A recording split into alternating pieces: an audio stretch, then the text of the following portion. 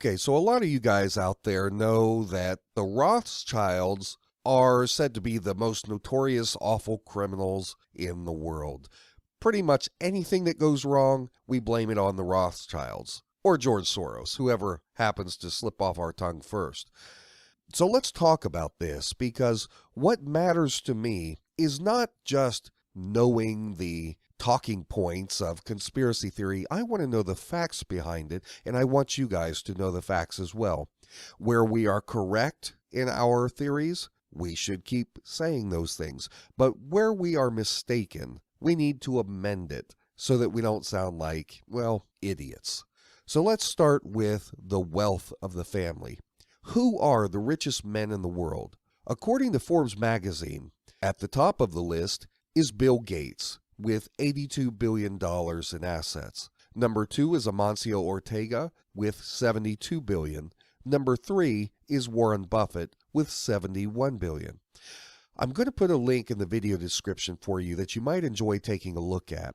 The link goes to the Forbes magazine billionaire list, which contains the rankings of about 2,000 of the world's billionaires. And Forbes updates it in real time, so the numbers can change daily.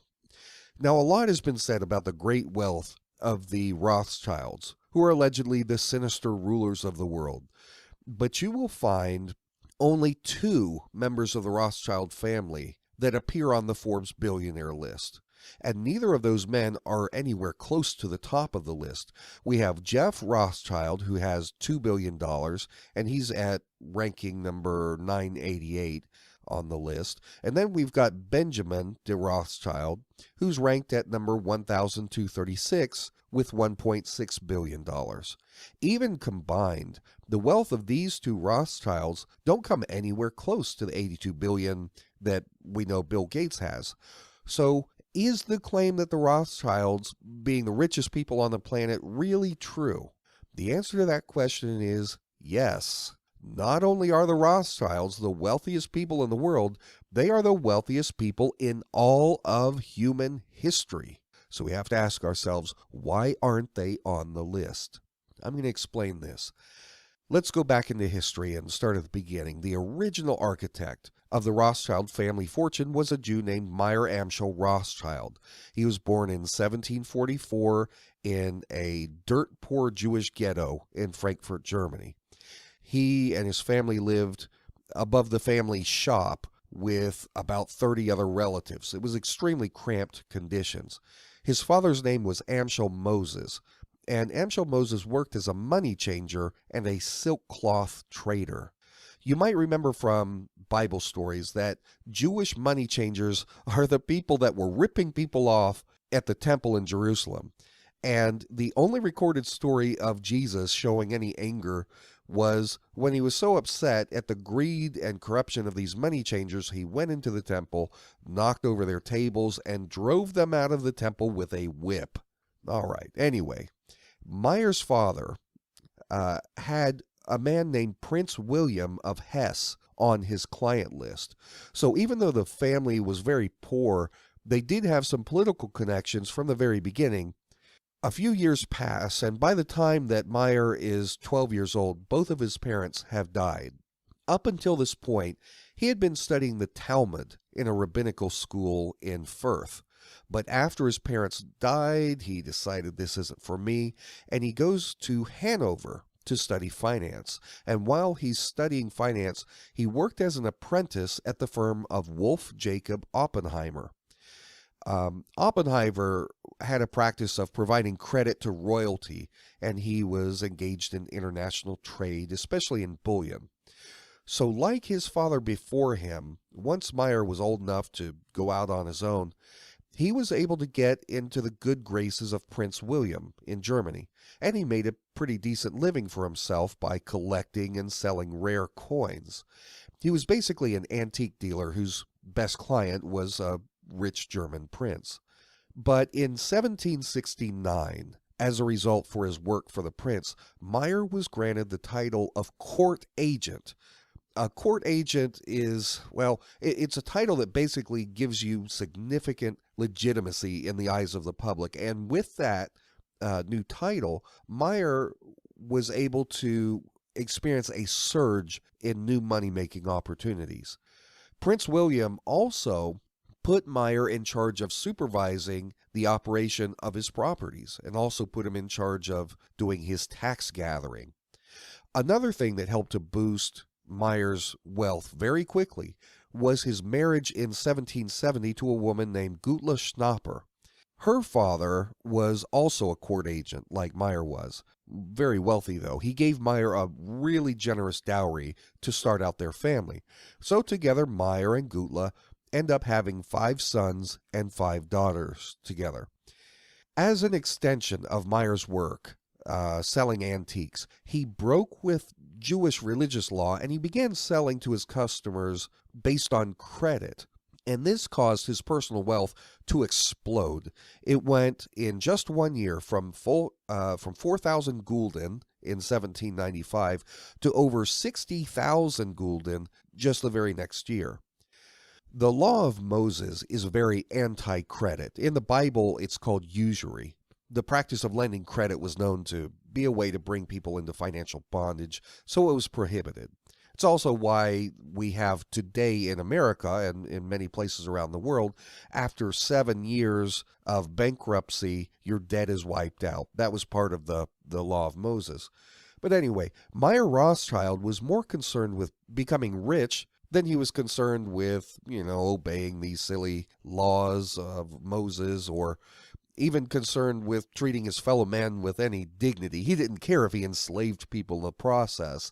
He wanted money and wealth, and he would do anything that it took to get it.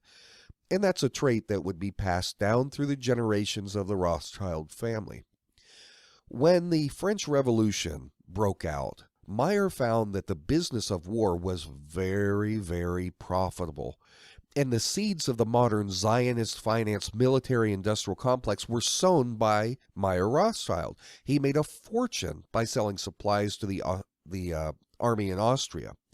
And with this increased wealth, he used the money to start importing large volumes of English textiles, and he expanded his operations into more and more nations around the world during the early days of the Industrial Revolution. He's making a fortune, and he's expanding his business. We get to the point where Rothschild's 5 sons are finally old enough to join in their father's business. So around the turn of the century, around 1800, Meyer sent his 5 sons to establish banks in 5 different places: Frankfurt, Germany, Naples, Italy, Vienna, Austria, Paris, France, and in London, England. These 5 sons are represented in the Rothschild family coat of arms. When you look at it, Meyer is represented as a fist that is clutching 5 arrows. Symbolically, the release of the 5 arrows into the capitals of the major European nations to establish these centers of power, that marks the beginning of the Rothschilds' global banking dynasty. Listen, I don't want to sound anti-Semitic here, but Meyer Amschel Rothschild was the kind of guy who gave rise to or rather reinforced the social stereotype of the rich, greedy Jew. Like the Shylock from Shakespeare's Merchant of Venice. He was concerned that the family's fortune would be diluted as it grew through marriages. And so concerned was he about this that he put into his legal will a stipulation that barred female descendants from having any direct inheritance. His will also provided financial incentives for his descendants to intermarry within the family in order to keep the wealth from moving away from the Rothschild name. In fact, 4 of Meyer's granddaughters married their first cousins, who were grandsons of Meyer. And there was also one granddaughter who married her own uncle. So Meyer Rothschild wanted to establish a powerful family dynasty, and that's exactly what he got. One of the sons, his name was Karl. He had been sent to Naples, Italy to establish a bank. And while he was there, Karl developed a very profitable relationship with the notorious ruling Medici family. Like the Rothschilds, the Medicis were a powerful banking family, but they were also the political rulers of Italy.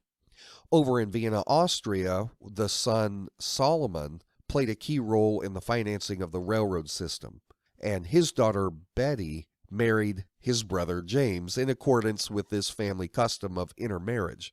The most successful of the Rothschild banks was established in Paris by Meyer's son James, and the success of the bank was due partly to James's close relationship with King Louis Philippe. So again, we see the Rothschild ambition to gain power by extending credit to political rulers. They knew from the early days you need to get the government hooked on the credit that you have to extend.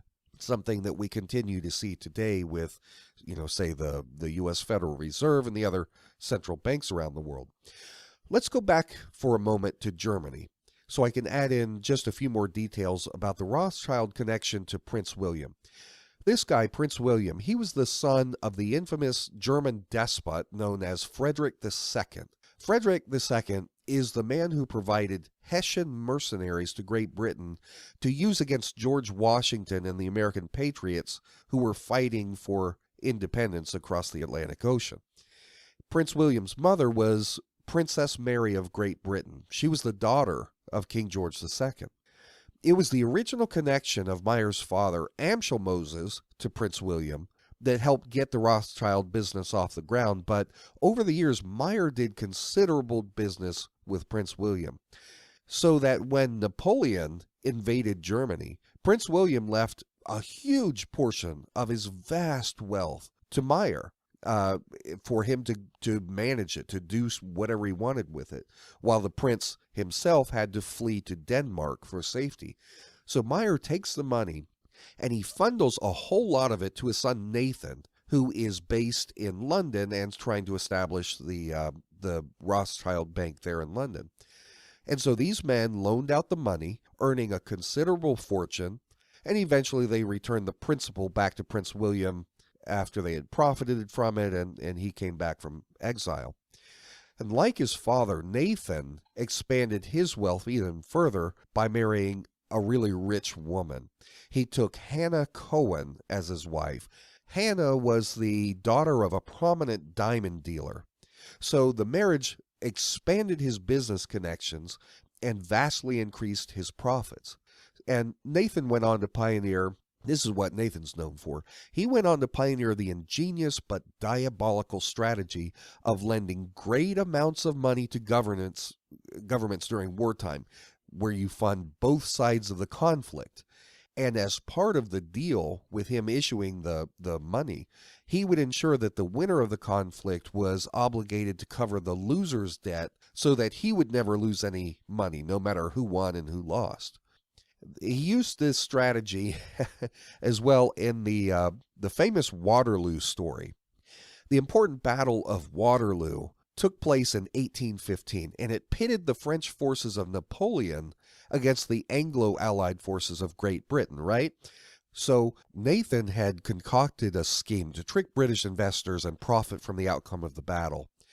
He had a courier, a spy basically, that was on site at the battle watching to see who won, who came back to deliver word there in London about who won. It's not like today where you've got cell phones and the internet and can find things out instantaneously. You had to actually travel great distances to get news back then. Well, Nathan had arranged to get the news before anyone else. So when he found out that the British had defeated Napoleon, he pretended like he had just gotten news that Napoleon had actually won. And so he goes into the exchange with a stone face, and he publicly sells his vast British bond holdings, causing the other investors to think that, oh, geez, this rich guy, he's an insider. He has just learned that the British lost the battle, and therefore the British bond market's going to crash. See, what had happened is the Bank of England had financed the British war using these war bonds. And the people who bought the war bonds, they did so expecting that they would get a return on investment, a profit from having loaned the money, but only if Great Britain won. So the response to Nathan Rothschild's feint was a mass sell-off of British bonds by the other investors. But when the bond prices hit rock bottom, Rothschild, who had been biding his time, He turned around and reinvested all of his money back into the market, buying up everything he could, not just what he had sold, but what everyone else had sold. And he got it for pennies on the dollar because the bonds were worthless at that point. Then, when word reached the general public that Britain had actually defeated Napoleon, the bonds surged back to their previous levels, giving the Rothschild dynasty immense wealth, immense profit. It was diabolical, it was evil, but, it worked. What's important to remember is that the King of England had issued the bonds as a debt obligation, meaning that it would be the British citizens, as taxpayers, who were responsible for paying the profits to the Rothschilds. Now you can see why the Rothschilds have been hated so deeply by so many people. They're enemies of the common people. It's very similar to how the Federal Reserve managed to manipulate the U.S. government into making American taxpayers responsible for about $16 trillion worth of bailouts to keep their Wall Street banking buddies propped up after the 2008 economic crisis. This kind of dirty dealing is why we hate the bankers. They screw over the little people for their own personal profits, and it seems like there's nothing we can do to stop them. Anyway, let's get back to the Rothschilds. The Rothschilds had become the masters of making money off the business of war. And with their unparalleled fortunes and influence, they set forth to keep nations in a perpetual state of chronic warfare. That's something that we do to this day, these war masters. They want to keep us in constant, never-ending, ceaseless warfare because that's how they make their money, through the war industry. It's also how they conquer nations and set up new central banks. You have to overthrow one government if they resist in order to get your people in and establish a new bank. You just look at the example of Gaddafi. That's what that was about. The bankers wanted to go in. Gaddafi was resisting. He was trying to establish his own gold-backed dinar to unite the African continent on their own monetary system that would have opposed the Rothschild-type system. So, of course, they've got to go. That's why they used Hillary Clinton in the State Department and the CIA to go in and overthrow Gaddafi. And the very first action that they took after they overthrew Gaddafi was they put in a Rothschild central bank. Anyway, in 1818, the Rothschild family wealth was around 500,000 pounds. It doesn't sound like much today, but back then it was a huge fortune.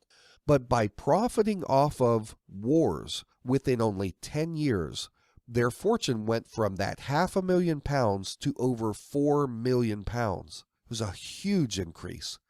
So for most of the 1800s, the network of Rothschild banks dominated the international market. If you wanted to try and picture a modern equivalent, just think how powerful a bank would be if we merged J.P. Morgan Chase, Goldman Sachs, Bank of America, the Bank of England, and added in the entire International Monetary Fund to the mix. The Rothschilds were truly the most powerful banking cartel the world has ever known. Even governments would crawl to the Rothschilds asking them to finance their nations. There was simply no limit to the power of these Jewish bankers. Consider these facts. The Rothschild dynasty owns the Bank of England and the London Gold Bullion Exchange, where the Rothschilds set the daily international market for the price of gold. They control it. The House of Rothschild owns the gold and the diamond mines of South Africa. They own major extractive industries such as British petroleum corporations like BP. Remember, these oil companies like BP have controlled the oil fields of entire nations. Until the Iranian Revolution in 1979 kicked the British out, BP had owned all of the oil in Iran. But we have to remember that BP and many, many corporations like them fall under the ownership and control of the Rothschild family. The Rothschilds own the major European central banks. At least they own control. They have the influence and control over these central banks in England and Switzerland and France and Germany and Belgium. They control the central bank for the euro. And they partnered with the original American families that established our heinous U.S. Federal Reserve. Okay. Boy, I wish that Donald Trump would have chosen Ron Paul as the new head of the Federal Reserve. That would have been fabulous. Paul would have gone in there and destroyed that sucker, torn it down. But I digress. Political propaganda confuses American citizens into thinking that the U.S. government owns and prints its own money, and that's just not true. All the money we use in America comes from a small handful of banking families who partnered with the Rothschilds to create the Federal Reserve. That's the truth of it. The Rothschild dynasty also owns Reuters News Service, which bought the Associated Press. They own or virtually control every major outlet in America, in Europe, and Israel. It's no coincidence that the general public doesn't know anything about the Rothschild dynasty and how powerful the family truly is, because they use the media to keep attention away from them. The combined wealth of the House of Rothschild is said to be upwards of $100 trillion. Now, I disagree with those figures. I believe that they're much lower than $100 trillion. But their family fortune is still dramatically higher than the next wealthiest family, which is the Rockefeller dynasty. Their wealth stands at, they say it's around $11 trillion. I think theirs is a bit lower as well. But even if these figures are much higher than they should be, they're still unquestionably much lower than what they're saying. It's still unquestionably higher than the measly $82 billion belonging to the richest man in the world, Bill Gates, right? So we have to ask ourselves, if the Rothschilds are so rich, then why don't they appear on the Forbes richest list? The answer to that question is partly due to the thing that Meyer Rothschild feared the most and tried to prevent, which is the dispersion of Rothschild assets into the hands of too many descendants. The Rothschild family wealth is divided amidst a very diverse range of fields. Of course, there's banking and financial services, but also they're into real estate, farming, mining, oil, military industries, and lots of other ventures. The Forbes list has a disclaimer which reads, and I'll quote it here, "We do not include dispersed family fortunes like the DuPonts when individual net worths were below our minimum of $1 billion. Okay, the Rothschild fortune is the greatest in the world, but it is dispersed among many people, not just a single individual like Bill Gates or Warren Buffett. And that's why they don't show up on the list. Also, the Rothschilds don't hold all their wealth in public companies like Bill Gates and Warren Buffett. It's easy to calculate their wealth because it's all invested in a relatively small number of public companies that publish records that can be analyzed, and we can total it up and verify it. But the Rothschild family wealth is so spread out in so many different companies around the world that it's virtually impossible to catalog all of it. And plus, they've got money invested in private ventures, private government things that are not going to be made public. We know that the Queen of England is one of the richest people on the planet, and she's not on Forbes' list. That's because the money has to be publicly verifiable to appear on the list. So that brings us full circle. Who are the richest people in the world? Well, on the Forbes list, we know who the richest individuals are. We've got Bill Gates as the richest, at least publicly acknowledged the richest. And that wealth brings him great power and influence, for sure. But think of it. How does that compare to the Rothschilds? Which is more powerful? One man with $82 billion that is mostly invested in his own company and a few others, or a family network that controls up to 10,000 times more money that is invested in nearly every industry and government in the world? Naturally, the Rothschilds are the rulers of the world, but only in the broad sense. They no longer have someone like Meyer Amschel Rothschild. They don't have a Nathan Rothschild, someone controlling, directing, and coordinating a single unified family objective. Today, Lord Jacob Rothschild is certainly a bad character, but he's no Meyer Rothschild. He's not the secret head of the Illuminati. So to those of you out there who have long understood the truth that the Rothschilds do rule the world, but were never able to find a single Rothschild leader at the top of this pyramid of evil, I hope that this information has been instructive and helpful. Please don't take this information to mean that what I'm suggesting is that some of the modern day Rothschilds are not as evil as their ancestors. Listen, some of them certainly are. The evidence confirms, in my mind, that there is ongoing occultism. There is satanic worship by members of the Rothschild family who participate in this Illuminati hierarchy. The Illuminati does rule the world, and the Rothschilds of the 21st century are part of that hierarchy of the New World Order. Their dynasty is the single most powerful family, for sure, but we have to look beyond just the Rothschild family to know who the key leaders of this global conspiracy are, because it's not just them. They're only a part of it. But that, my dear viewers, is a topic for another video. If you found this information valuable, please share my video with your friends and take a moment to subscribe to my channel at youtube.com/prepare333. For the End Times News Report, this is Jake Morphonios.